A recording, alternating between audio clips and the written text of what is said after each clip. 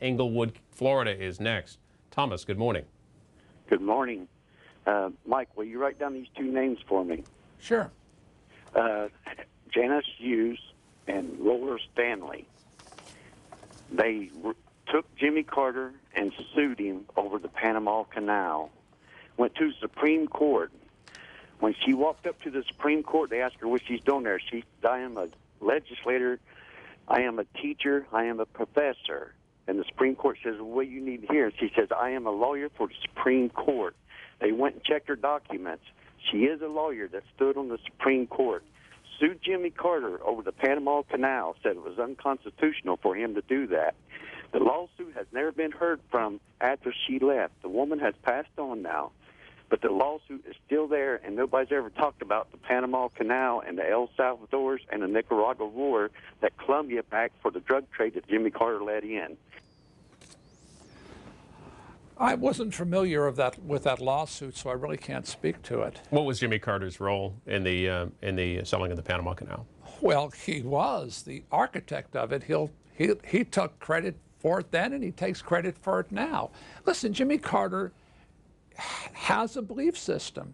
He actually believes that most of these human organizations that we call terrorist organizations are human rights movements that haven't matured.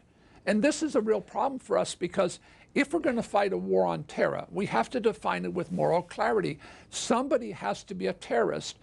Right now, Jimmy Carter doesn't use the word terrorist. What's your view of the work that Jimmy Carter has done with his Carter Center? I think that the Carter Center is a front for the Arab League. The Arab League puts enormous amount of money into the Carter Center. And I think that Jimmy Carter is their poster boy. And when I say the Arab League, I'm talking about the ones that are anti-Israel, are fundamentally taking the position that Carter is our man, he's helping us a lot, and so they're dumping tons of money into that. No, I don't have respect for it. Habitat Humanity is wonderful. God bless him for that, but I don't see anything good coming out of the Carter Center. To Manhattan, Kentucky, Manhattan in New York, and Tom, Republican caller. Hi, how are you? Fine, thanks. I'm glad someone finally wrote a book saying how horrible Jimmy Carter's presidency was. He was the worst president of the 20th century. All the unrest in the Middle East is due to him. They wanted to take strikes against us for 60, 70, 80 years. They didn't do it because they finally saw their shot in 1979. It was 80 because they saw we had an unfit president. And that's what started all the, people taking shots at the U.S. from the Middle East. If anyone else was president at the time, they wouldn't dare do that. And that led up eventually to the attacks in 2001, where they started taking attacks against the U.S. And I'm glad. And they shouldn't let him go around being ambassador to the U.S. when all he does is knock the U.S. He should, if he has something bad to say, don't say nothing at all. Well, thank you. I met twice with the Empress of Iran here in this city, the wife of the Shah. And I asked her, Farah Pahlav, I said to her, what was your husband thinking when Carter was pressuring him to do what? She said, to release political prisoners, which were fundamentally Khomeini's people, to give freedom of press to who? To the radical Islamic movement in Iran. What was your husband thinking? She said, he told me, who knows what horror will come on the world if Carter continues with this pressure. I fear the Russians could invade Afghanistan and Iraq could invade Iran. Well, in fact, he was right. Now, Farah told me this, and then I remember reading about Osama's number. He gave a number when he hit us on 911. And he said, I do this because of, and then he named a number of Muslims that he said were killed. I went and checked on the approximate number of Muslims killed in the Iran-Iraq war and the Afghan war, and it was fundamentally the same number. So Osama, even though terror is never justified, had taken that as a reason to attack us. I think there's a lot of truth to what Carter did. I met with the Iranians when Ahmadinejad came to the United States the first time. And I brought up a name, George Ball, which, by the way, the Ball report was another reason I wrote the book, because it was the plan to overthrow Iran. When I mentioned the Ball report, they were shocked that I knew about George Ball and his report, his 18-page report. If, in fact, Iran was still our ally, you would not have an Islamic revolution in Iran, I don't believe. You wouldn't have had the Russians invading Afghanistan. You wouldn't have had the Iran-Iraq war, and you certainly wouldn't have had al-Qaeda. So, yes, in fact, I believe the United States made some terrible mistakes in the Middle East.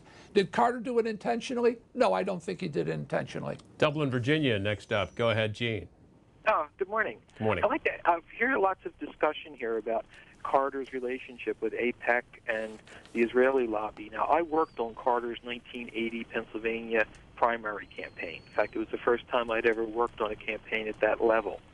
And it was fascinating to watch what happened, because about 2-3 days before the Pennsylvania primary, a vote came up in the UN Security Council.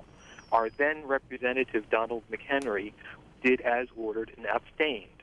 Literally within hours, the AIPAC groups and all the other Jewish groups, especially up in Northeast Philadelphia, just mobilized.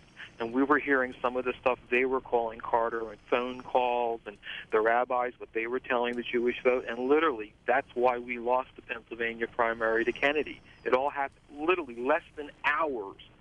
So, I mean, for me, who had never worked on a campaign at that level, it was a real eye-opener to see the kind of power AIPAC has. And later on, Gene, was AIPAC in existence? This is, you're talking about 1976? No, this would be the 1980 campaign. 1980, okay. Okay, I don't know if it was AIPAC at the time, but certainly it was the groups that came together to become AIPAC.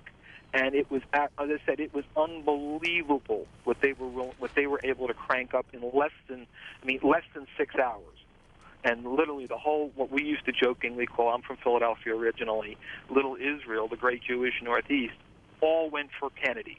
And what the phone calls they were making, what they were calling Carter, as I said, from my point of view, later on, you find out no wonder every politician on the Hill is scared to death of AIPAC. They are amazing what they can crank up. Does that correspond to the research you've done on that?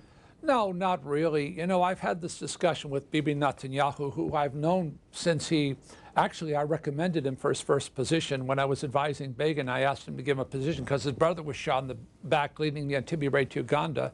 So I've known him that long. But we've discussed this, and we laugh about it because AIPAC isn't that big an organization as far as economics.